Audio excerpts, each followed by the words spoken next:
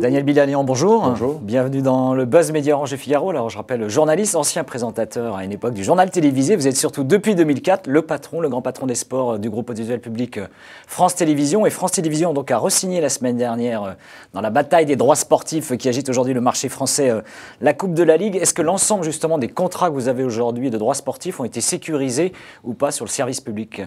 Écoutez, on en a sécurisé en tout cas les piliers. L'été dernier, nous avons renouvelé le tournoi à destination jusqu'en 2017. Nous avons acheté des Jeux Olympiques hiver-été jusqu'en 2020. Nous avons également prolongé l'accord sur le Tour de France jusqu'à la fin 2015. Et puis aussi quelques autres contrats de championnat du monde d'athlétisme. Et puis donc là, notre contrat football principal, la Coupe de la Ligue, que nous avons réussi à conserver, malgré la concurrence de nos amis de Canal. Et puis en ce moment, la négociation sur les tests matchs de l'équipe de France de rugby qui ont lieu à chaque automne en France, qui est en discussion en ce moment. Mais disons que les piliers essentiels ont été préservés dès l'été dernier. Est-ce que, alors on parle beaucoup aujourd'hui de l'arrivée d'Al Jazeera avec le projet notamment aussi de la chaîne Al Jazeera Sport sur le territoire français, est-ce que c'est un nouvel opérateur riche qui peut vraiment rebattre les cartes durablement? Alors, il ne faut surtout pas diaboliser l'arrivée d'un nouvel opérateur. La seule nouveauté par rapport à l'état du marché précédent, c'est que c'est la première fois qu'une entreprise multinationale arrive en France. Jusqu'à présent, les vendeurs de droits venaient en France, vendaient très cher, mais qu'à des acteurs nationaux. TF1, Canal+, ce n'était qu'une bataille hexagonale.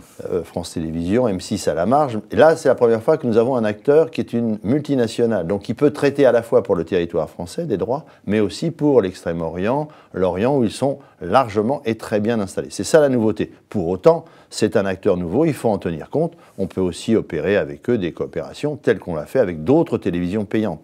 Car ceux qui sont impactés en premier par l'arrivée d'Al Jazeera, ce ne sont pas les télévisions gratuites, ce sont les télévisions payantes, c'est-à-dire le même système, la même manière de fonctionner qu'Al Jazeera. Pour nous qui sommes une télévision gratuite avec des chaînes gratuites, nous n'avons pas les mêmes préoccupations qu'une chaîne payante. Est-ce qu'il y a justement, puisque vous parliez de l'offre gratuite, un risque que l'offre gratuite pour les téléspectateurs se réduise encore davantage dans les années qui viennent? C'est déjà un peu le cas aujourd'hui. Oui, il y a eu un slogan en disant écran noir sur les matchs gratuits de football en France.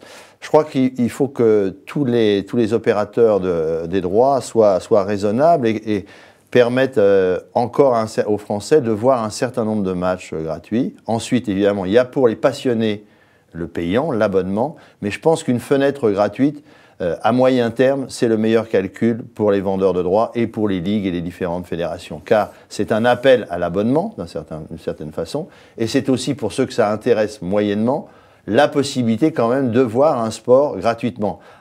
À moins que, si c'est le cas, s'il disparaît complètement, il peut aussi disparaître de l'intérêt des gens. Des spectateurs. Des spectateurs. Est-ce qu'il y a un risque sur vos chasses gardées, on va dire le cyclisme quand même, et notamment le rugby dont vous parliez il y a un instant, qu'Al Jazeera vienne chasser sur ce territoire?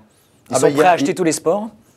Je pense, je ne suis pas dans la tête des dirigeants d'Al Jazeera, mais je pense qu'ils ne vont pas se cantonner dans le domaine uniquement du football.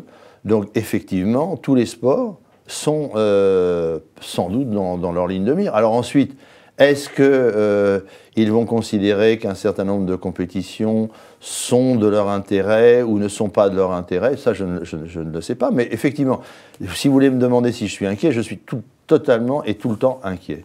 Bon, sinon, je pense que je devrais faire un autre métier. Si on est sûr de soi dans ce métier, il faut surtout arrêter tout de suite. Alors vous préparez a priori un bel été, hein. Il y a à nouveau le Tour de France qui arrive et surtout les Jeux Olympiques de Londres. Quelle est un peu, je dirais, l'ambiance aujourd'hui au sein de France Télévisions, un peu le dispositif que vous allez déployer? Le dispositif sur les Jeux Olympiques de Londres, comme c'était le cas sur Pékin ou sur les précédents, est considérable, avec une diffusion là, puisque nous sommes dans des horaires européens, contrairement à Pékin, pas de décalage horaire, donc les directs commenceront aux alentours de 9h30, 10h, jusqu'à minuit et demi, 1h du matin. Et sur quelle durée? Sur la 2 et la 3, sur les 15 jours, entre le 28 et le 28 juillet et le 12 août. Il y a des records d'audience à battre? Il y a des records d'audience à battre à partir du moment où les Français sont en finale et où on entend la Marseillaise.